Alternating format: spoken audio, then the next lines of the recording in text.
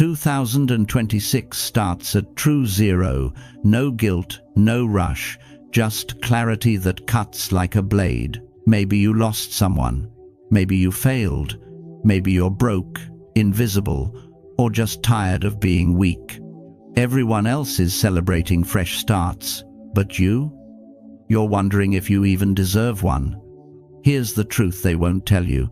Starting from zero is your only real advantage, and by the end of this, you'll know the one mental move that makes you untouchable by December. This isn't motivation, this is reconstruction. You're going to learn how to turn emptiness into authority, how to build a year so disciplined, so focused, that people won't recognize you by spring.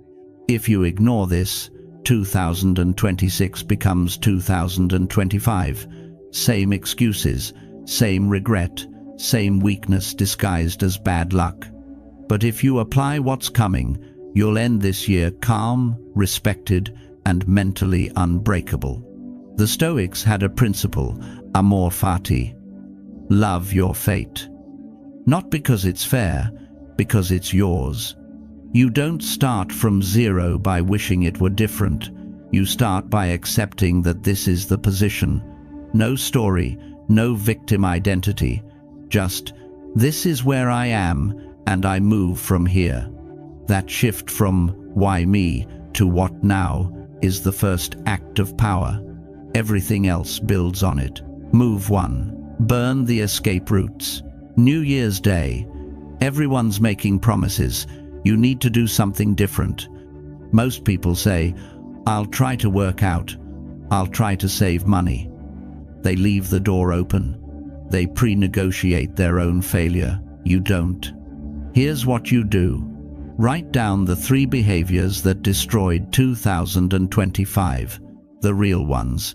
Sleeping in, avoiding conflict, scrolling for hours. Whatever yours are, then say this out loud. I don't do that anymore. Not, I'll try. Not, starting Monday. You're announcing a death. That version of you is gone.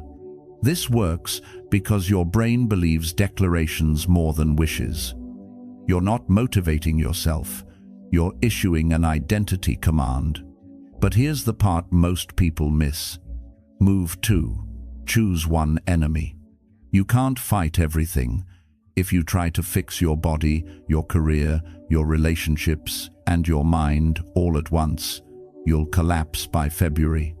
The Stoics called this premeditatio malorum, anticipating obstacles. But the real wisdom is narrower. Pick one dragon. Most people fail because they're fighting 5 battles. You're going to win 1. Sit down, ask yourself, what single weakness, if removed, would change everything else? Is it your lack of discipline, your inability to say no, your addiction to distraction? Name it. Write it down. That's your 2026 enemy. Every decision you make this year gets filtered through one question. Does this help me kill that enemy, or does it feed it? You're not building a better life. You're hunting one specific demon, and when it's dead, everything shifts. But killing it requires something uncomfortable. Move 3. Install the morning anchor. Here's what losing looks like. You wake up and immediately check your phone. Someone else's emergency becomes your mood. You're reactive before you're even awake. Here's what winning looks like. You wake up and do one non-negotiable thing before you touch the world. It doesn't have to be 2 hours of meditation. It can be 10 push-ups, 1 page of reading, 5 minutes of silence. The Stoics practiced this as praxis, deliberate action that shapes character. But here's why it works psychologically. That first act is a vote. You're voting for the person you're becoming. Every morning, you're either voting for discipline or chaos. Most people lose the day in the first 10 minutes. You're going to win it there. Do this for 7 days and you'll feel it, a quiet shift. You'll stop negotiating with yourself. You'll stop needing permission. But there's a trap waiting in week 2. Move 4. Expect the void. Around day 10, you'll feel nothing. No inspiration, no progress, just repetition and silence. Most people quit here. They think, this isn't working. They go looking for a new system, a better hack, a different plan. That's the test. The Stoics knew this. Marcus Aurelius wrote, "The impediment to action advances action. The boredom is the work." You're not supposed to feel good yet. You're supposed to feel nothing and keep moving. Here's what you do.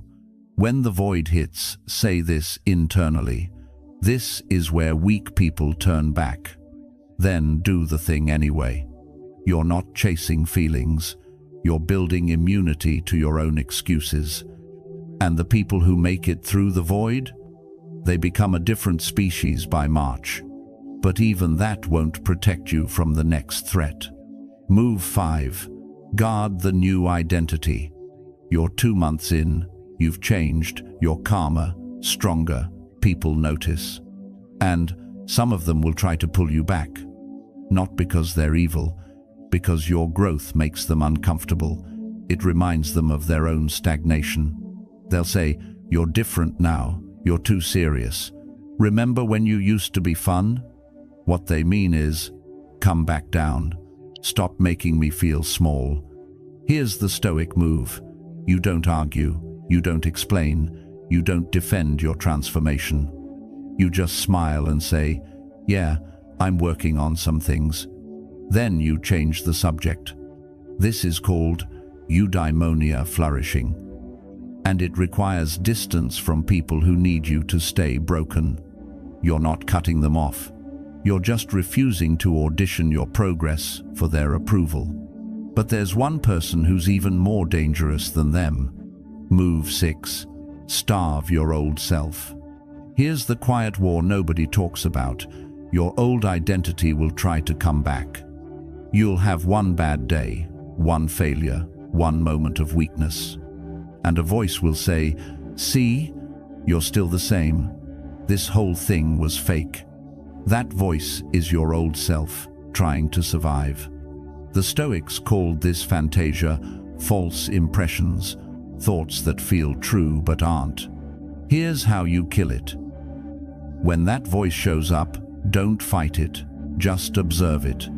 Say internally, "That's the old version talking. I don't listen to him anymore." You're not suppressing the thought, you're reclassifying it. It's not you, it's an echo. Do this enough, and the voice gets quieter, not because you won, because you stopped feeding it attention. But all of this, every move so far, depends on one final principle. Final principle. Build in secret. Here's the move that makes you untouchable. You stop announcing your plans. No posts about your goals. No updates about your progress. No explanations about your transformation. You just disappear into the work. The Stoics practice this as apatheia, freedom from the need for external validation. But the modern application is simpler. Silence is power. When you talk about what you're building, you leak energy. You get dopamine from the announcement, not the accomplishment. You invite opinions, doubts, and sabotage. But when you go quiet, something shifts. You're no longer performing growth, you're living it. Here's your ritual. Every Sunday night, write down 3 things you did that week that nobody knows about. Small wins, private discipline, invisible progress.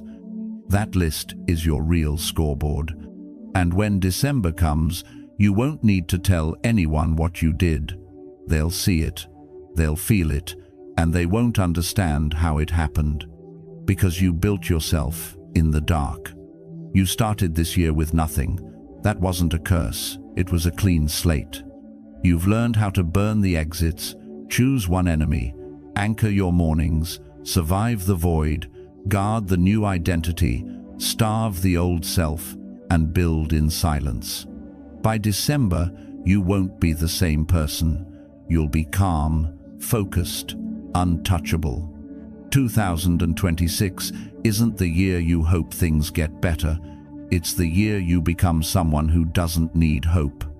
Now go make it quiet, make it yours, and make it count.